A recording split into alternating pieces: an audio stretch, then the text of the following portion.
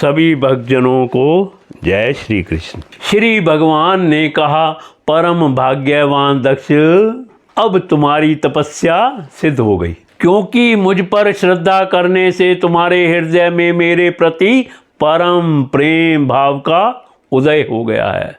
प्रजापते, तुमने इस विश्व की वृद्धि के लिए तपस्या की है, इसलिए मैं तुम पर प्रसन्न हूँ, क्योंकि यह मेरी ही इच्छा है कि जगत के समस्त प्राणी अभी वृद्ध और समृद्ध हों। ब्रह्मा, शंकर, तुम्हारे जैसे प्रजापति, स्वयंभू आदि मनु तथा इंद्र आदि देवेश्वर, ये सब मेरी विभूतियाँ हैं और सभी प्राणियों की अभिवृद्धि करने वाले हैं।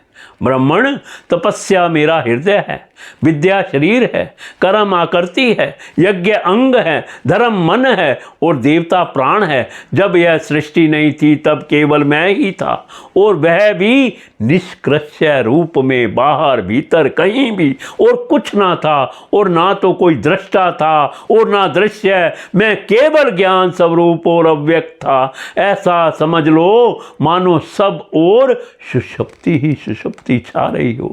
प्रिय दक्ष, मैं अनंत गुणों का आधार एवं स्वयं अनंत हूँ। जब गुणमयी माया के क्षोभ से यह ब्रह्मांड शरीर प्रकट हुआ, तब इसमें अयोनित आदि पुरुष ब्रह्मा उत्पन्न हुए।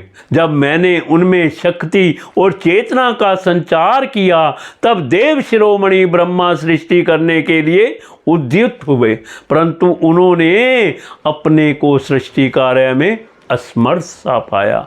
उस समय मैंने उन्हें आज्ञा दी कि तप करो।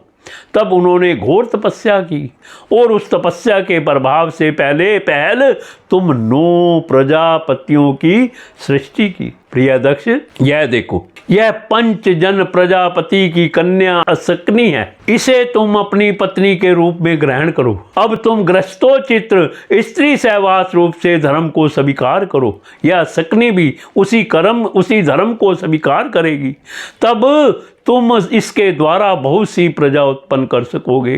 प्रजापते, अब तक तो मानसी सृष्टि होती थी, परंतु अब तुम्हारे बाद सारी प्रजा मेरी माया से स्त्री पुरुष के संयोग से ही उत्पन्न होगी तथा मेरी सेवा में तत्पर रहेगी। श्री सुखदेव जी कहते हैं, विश्व के जीवन दाता भगवान श्री हरि यह कहकर दक्ष के सामने ही इस प्रकार अंतर ध्यान हो गए, जैसे स्वप्न में देखी हुई वह स्वप्न टूटते ही लुप्त हो जाती है।